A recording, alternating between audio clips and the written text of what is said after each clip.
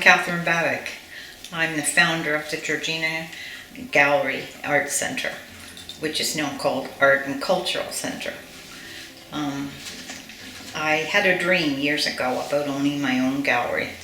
I was upset that everyone seemed to be caught up with the group of 7 and had not realized there were many talented artists in Canada since then. Also, there are many women who have not been recognized for their talents.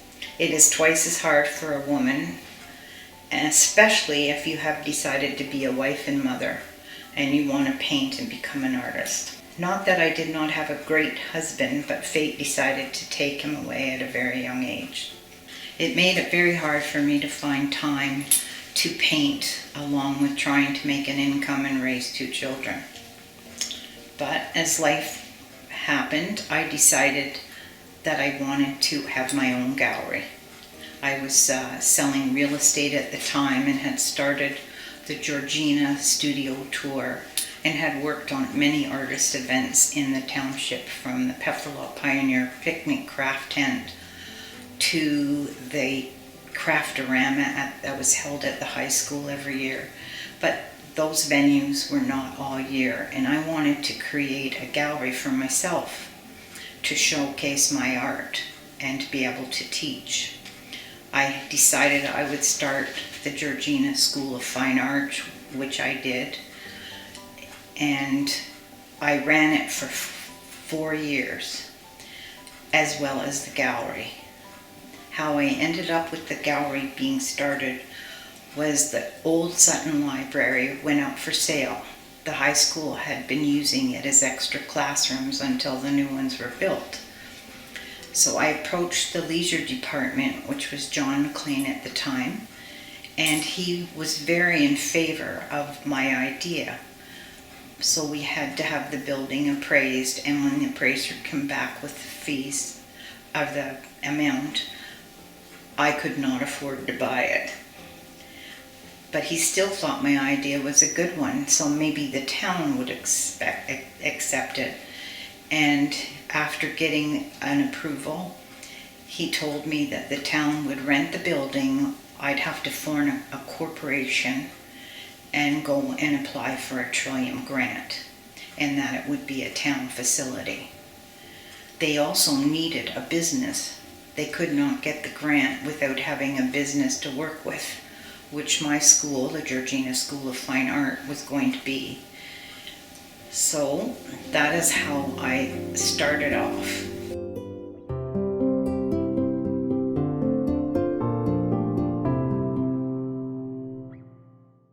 Town would be responsible for the outside maintenance and major repairs. I would have to figure out how to raise enough money to pay for the inside heat, hydro, and staff. I used my own money to start, which is kind of crazy, but I begged, borrowed, and got a lot of stuff donated. I used my own computers, and the town brought in a bunch of tables for me as I was renting the different areas for my classroom for the Georgina School of Fine Art. It only ran from May to September. I fashioned it after the Halliburton School of Fine Art, as I had attended it for over 30 years. I loved learning. I've had excellent teachers: Gary Chapman, Brian Adio, Dorothy Clark McClure, and Jake Mall, Pauline Holanson, Jack Reed. They were all fabulous painters that you won't even know their names. They don't get the recognition that they deserve. But I've always taken lessons. I started taking lessons from a lady in Sutton in her home called Doris Cooper on Queen Street, and she taught me oil painting.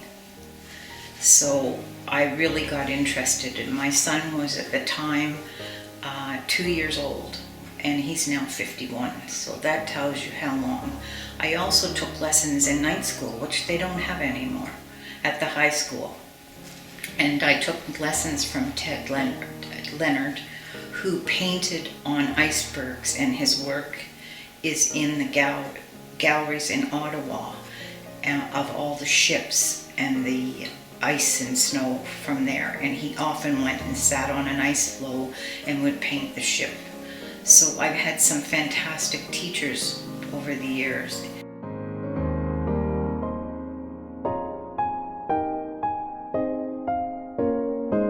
So after the appraisal came in, and I couldn't afford it, John and I met 2 or 3 times to discuss how this was going to work. So he told me I had to form a board and have a board of directors, which would be 5 people to start. Myself as CEO, John McLean, Patrick Fahey, the lawyer, who graciously was fantastic and did our corporation for no fee, Joe Lipschitz, and I'm not sure I'm pronouncing his name right, who was an accountant and still has a firm in Keswick, and he did our reconciliation every year for free. And then Barbara Rogers, she was a high school teacher and an artist. So that was the 5 of us who started. And I got along great with all of them once I explained the vision I had. I didn't want an art gallery like Toronto. I didn't want one that was like McMichael. I wanted one that was more down to earth, where people who'd never stepped foot in a gallery would come and enjoy themselves.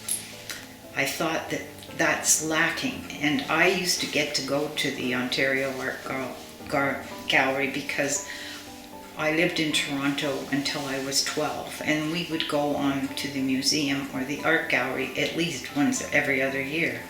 Children up here are lucky to step foot in a gallery of any description, even a retail one, while they're growing up. I have a firm belief if you teach children or people to create and make things that they love, it gives them a different attitude about life. And I think there's not enough art left in the schools. When I got the building had left, and they'd left it in a disgusting mess. There was black markers that had foul words written all over the walls. They had food stuffed down the vents to the furnace. I never saw such a mess. My 2 kids at the time, my son Jeff and my daughter Denise, helped me clean that up with some volunteers. So the town did come through with a bit of money to help, so I got to hire a couple of ladies who were very, very handy. I was still working in real estate because I had no income if I didn't. It took 4 months for me to get this building going and cleaned up while I ran the School of Fine Arts at the same time. So it was a very busy time in my life. I had my own home studio where I had been running courses and teaching, and also trying to get the gallery ready and cleaned and sell real estate besides. So I was very busy.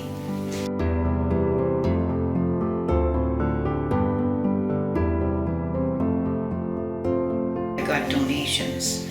People gave me an old stove, an old fridge, and a small freezer because at the time we needed to get a revenue. So the gallery I set up was set up so that we would get money from a coffee house.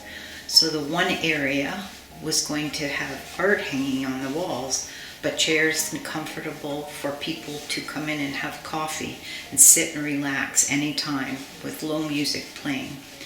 And it worked out great. We had people from hospice come over and with their workers. We had high school teachers come over with some students that needed one-on-one attention and use the facilities. We also used the kitchen and the appliances to run a luncheon once a week so that people came in.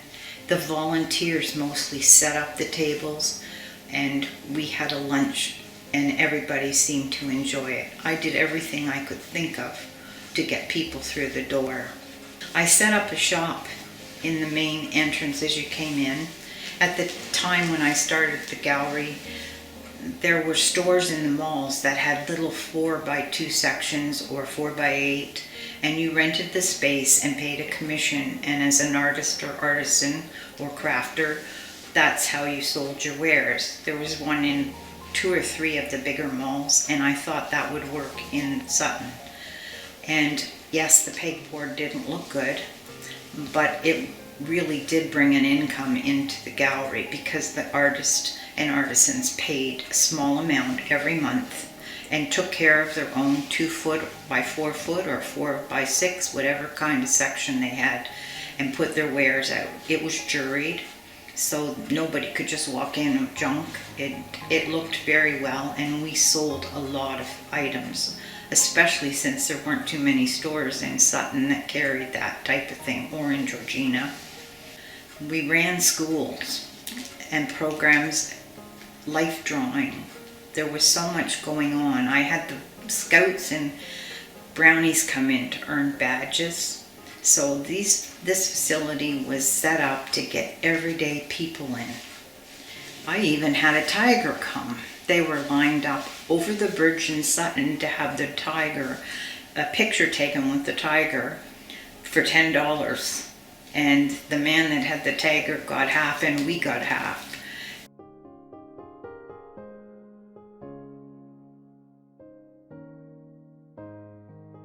We used to rent the room out to real estate companies and people who needed a space for meetings, which brought us more revenue.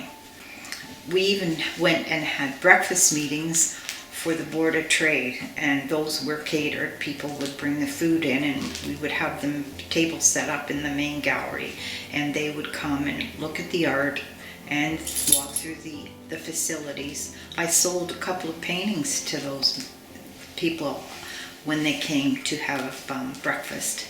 We did also started 2 red hat groups, or I did started 2 red hat groups. There was one, but it got so big that they broke off into 2. One was Sutton people from Sutton by the Lake, and the other one was mostly people from Pefferlaw. I still belong to that group, although we're not red hats. So that's been going on for over 20 years. As time went on, we had volunteers. I set up with local businesses and sold memberships where they could actually have a membership, and if they showed the card from the gallery, they got 10% off at Canadian Tire. That was when it was in Sutton, or from one of the other stores that were supporting us, and it worked out great. I don't think they still have that program going. You have to remember, when I started the gallery, it was just when computers came out. There were no cell phones. There wasn't the technology that we now have. So it was a lot harder. I started the Georgina Gazette, and I wrote that for the first 3 years myself, with pictures, what we did at the gallery, and the different events that we held. We had a drum circle one time, as I said, we had the tiger.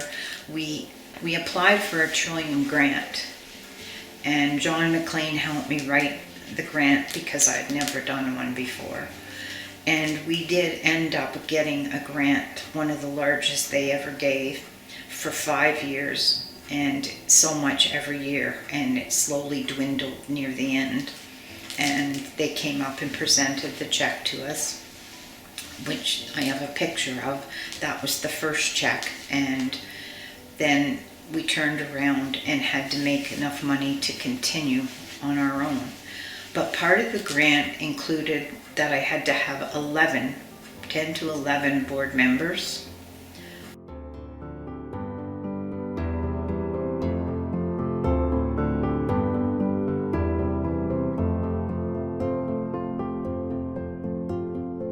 Then on top of the grant, they had specified that we had to have 1 festival every year.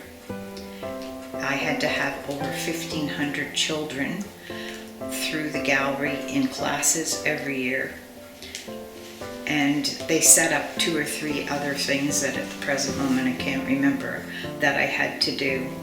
I was already running a gala. We called it the Trees for Christmas. At that time, I did not get any grant from the town. They did rent us the building for $1 a year, and I had a contract for 10 years. So that was the best they could do, and they did help out with the major repairs. If the roof leaked, and they plowed the driveway and cut the grass. We had to shovel our own walkway in front of the building, but other than that, they were really good with us. The money that we made from the rentals and the running of classes was how we had to make the gallery run and sales. And so there wasn't very much money to pay staff. Linda Power was one of my first staff members, and she was also a teacher. Camps in the summer were really popular. I had Carolyn's Characters. She's a lady from Newmarket that came in, and I set it up just like a college course for kids. She would be there in the morning. I would teach paper mache first thing until I taught Linda and them how to do it. And we would make something out of paper mache, and then Carolyn would come in and teach cartooning. Then Linda would teach painting, and then we would have just general crafts in the afternoon.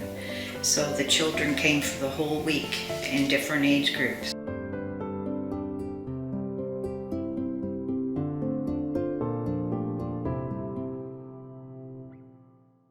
We had a very interesting time teaching the kids, and I don't think that anyone that ever took the camp thought that they didn't get their money's worth. And so far they haven't been running them the same way in the last few years, which is a shame, because it's quite a great place and for kids to get that are interested in not sports or computers to actually learn how to use different tools and create things. And it's too bad that it's not going on like it was.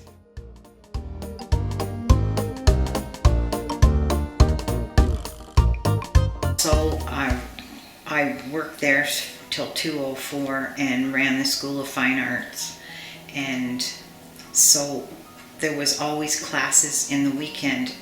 The school camps went from Monday to Friday, and I ran a lot of my School of Fine Arts classes on the weekends. We also had at night life drawing, and we had real models. It was an experience for myself, as I had not drawn from a live model, let alone one that had some clothes missing and would be draped in a towel or whatever. But it was very, very well attended, and we had it in the bottom room where there was no windows, and it was really a fun venture, and I learned so much. So that was something that was very popular. I had some really good teachers that came in. Anna Bazai is a watercolorist, Dorothy Clark McClure, who was one of my muses, and I paint a lot from the intuitive style she taught me. And there's so many I can't even name the ones that came up to teach. I also had the other idea of bringing tourism to the town by turning it into murals. So Luke's Drugstore already had a beautiful mural by Robert and of the train. And so I approached the town, or my board of directors, I think it was a bit of both, to see if they were up for having murals. So I found that we could get one on Luke's Drugstore and one on our building. And they are not cheap, because you have to have special paint that will not bleach out. So unfortunately, I don't know who decided to take down the one from the art center, but I've had people tell me how disappointed and how unarty the building looks like right now with that mural gone, and it cost $5,000.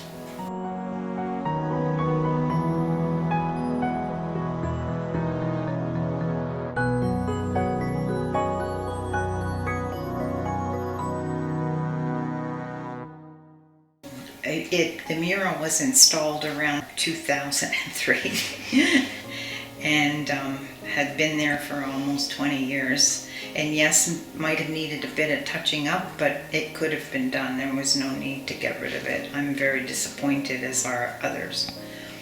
But anyways, other than that, time goes on, and we got 2 or 3 murals that were put up, and before I left, we learned there was night school. I had the gallery open, that was the other thing, had to be open 7 days a week, from 9 till 9 on some days, because we ran night school classes, or as I call them, night school, but they were at the gallery. And we had the life drawing at night, we had watercolor at night, we had people come from a drum circle. So some days I was there till 10 o'clock at night because I didn't have an awful lot of staff. Setting up the shows, hanging the shows at the very beginning, and then Linda would take over. So I had to paint the walls. I did a whole bunch of stuff all the time by myself. And so it was a very unique and I feel a welcoming place for people. And so many people, young students that took classes and went to camp there, have told me that they really enjoyed going to the gallery. And I wanted it to be a special event. Not only did the gallery have all these different things that we ran from it, but it also, the artists were so involved. And I have letters from Sandgate when I donated art, and artists will always be asked to donate and give something.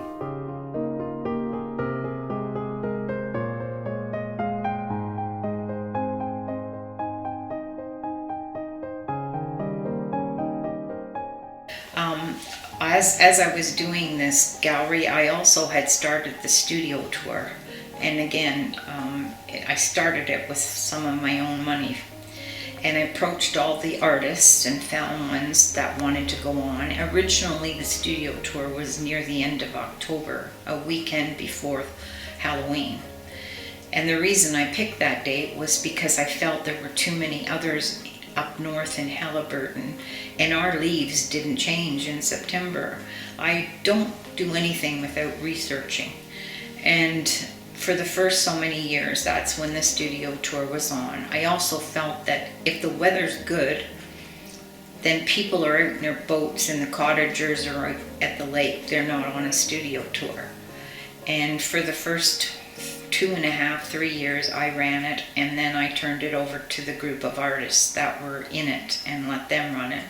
And it is still running. None of us got any money from the town for quite a few years. I didn't get cash from the town in a donation, nor did I get anything for the studio tour when I set these things up. It was strictly my own responsibility.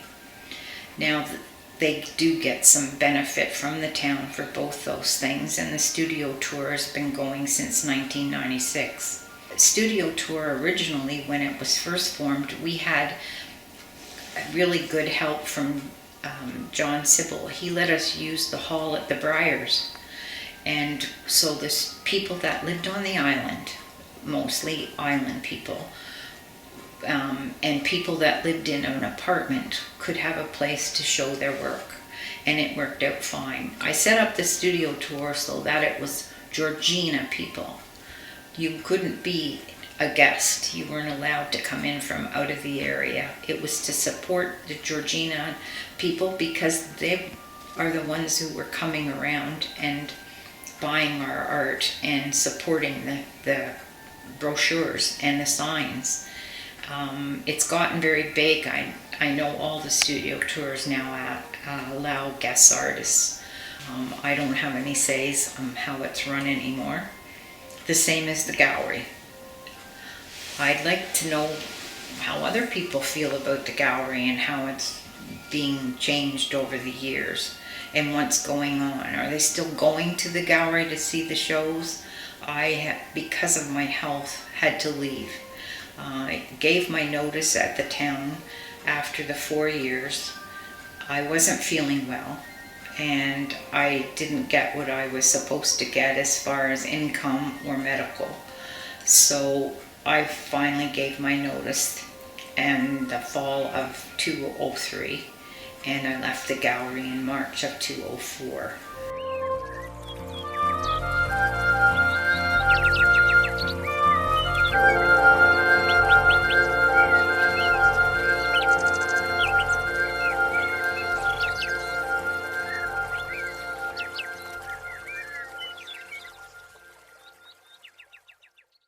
I just wanted people to know how this gallery was set up and why. I wanted a gallery that catered to artists who are from the area or surrounding area, and one that was not so sophisticated that people would not go in or were afraid because it's called an art gallery.